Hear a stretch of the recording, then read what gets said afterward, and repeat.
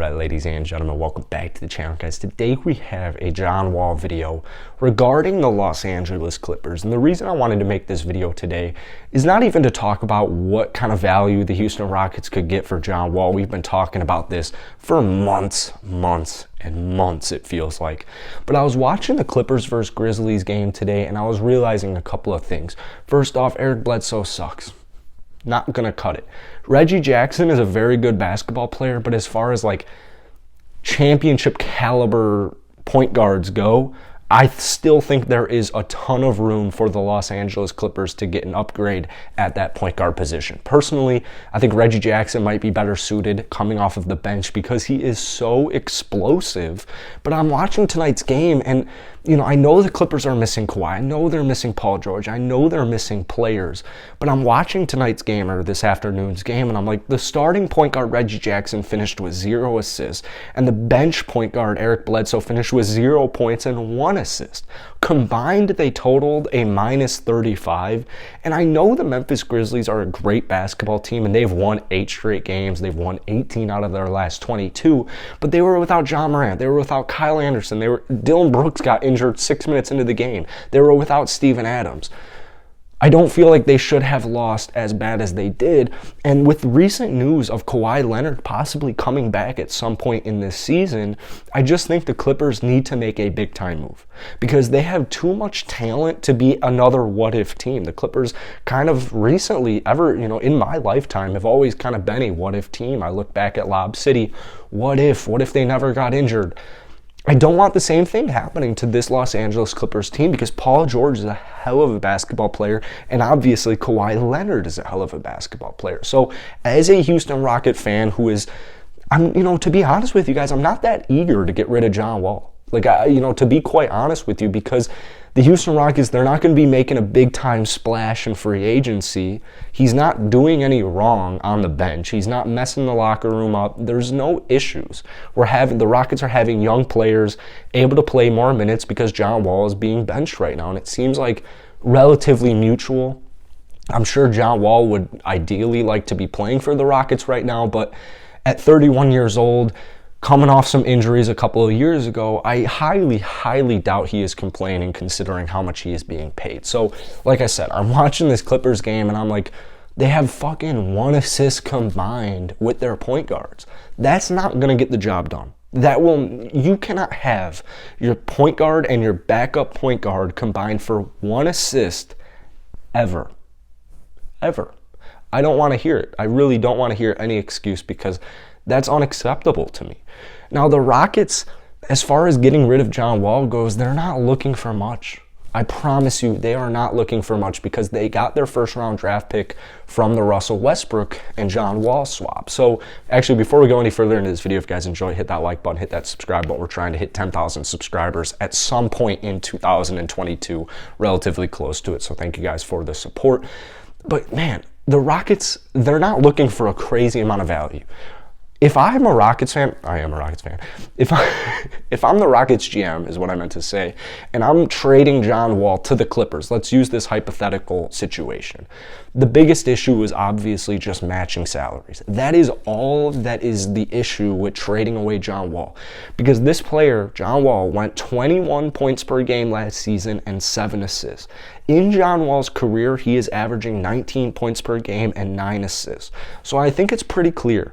As crazy as the contract is, John Wall is still a serviceable player. He shot 32% from downtown last year. He shot 40% from the field. I know these aren't spectacular numbers, but keep in mind he was playing on a Houston Rockets team that won 17 basketball games. So he was trying to do way too much, way too often. But I'm thinking about a trade. I'm thinking a first-round draft pick and Luke Kennard. Let's get the job done. Obviously, there's going to have to be some fillers in there, and I want to accommodate both teams because, like I said, as a Houston Rockets fan, I think I'm in the minority here, but I genuinely don't have an issue with John Wall sitting on our bench. I literally just don't because we got a first-round draft pick for him, or for Russell Westbrook, and we're letting guys like Kevin Porter Jr., Jalen Green, Josh Christopher, guys, young players, develop. And personally, I think that is way more important right now than winning basketball games for the future of the Houston Rockets. I think this is honestly a match made in heaven. like I said, John Wall is still, he's so serviceable, man. I promise you, even if the stats, even if you look at the stats and you're not that, turned on from his shooting efficiency, I promise you, with his basketball knowledge, is better than Eric Bledsoe and Reggie Jackson combined. I guarantee you that, as crazy as it may seem. And John Wall plays hard. What does that mean? That it correlates on defense. John Wall plays hard. He is not a bad defender. And like I said, he's only 31, man. He's only 31. And so from the Clippers' standpoint, if you have Paul George under contract, if you have Kawhi Leonard under contract, you need to make sure those two players are happy. Because even if one of those guys goes, even if one of those guys wants out, one of them wants a trade, one of them wants to leave in free agency, you're down a superstar. You're down a superstar. Now, I don't think John Wall at this point in his career is a superstar anymore, but he's definitely a star caliber player. 20 points per game, 21 points per game, and 7 assists. That is star caliber. That is a star right there. So John Wall's got plenty of gas left in the tank.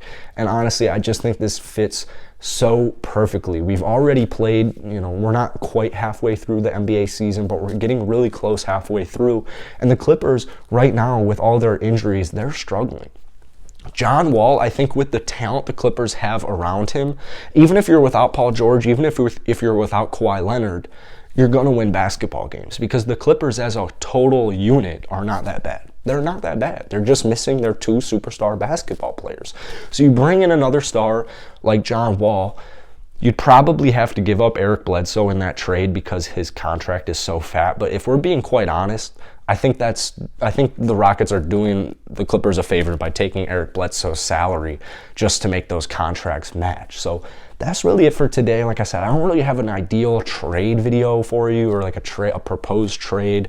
If you really were to get into it, I'm thinking probably like Luke Kennard, Eric Bledsoe, and Serge Ibaka for maybe even a first-round draft pick for John Wall. But I think at this point, the Rockets are looking for a couple of different things if they're going to trade John Wall. They're looking for expiring contracts that aren't going to be a problem long-term because you get Serge, you get Eric Bledsoe, both of those 2 players are getting bought out immediately. Maybe not right away. Maybe they try and pull a Dante Exum situation last year, or maybe not even a Dante Exum. Maybe they try and pull like an Avery Bradley situation last year. But either way, you're only dealing with these guys for a half year. You're getting your first-round draft pick, and then you're also getting like a guy like Luke Kennard. I think there's a lot of potential there as far as, especially on this Houston Rockets team, a team that is looking for consistent 3-point shooters. I think you're getting an upgrade there. So let me know what you guys think about this possible idea. I just feel like John Wall, if he does get traded at some point this season, I think the Clippers are one of the best options. Maybe the Celtics are another good option. Maybe the Knicks are another good option.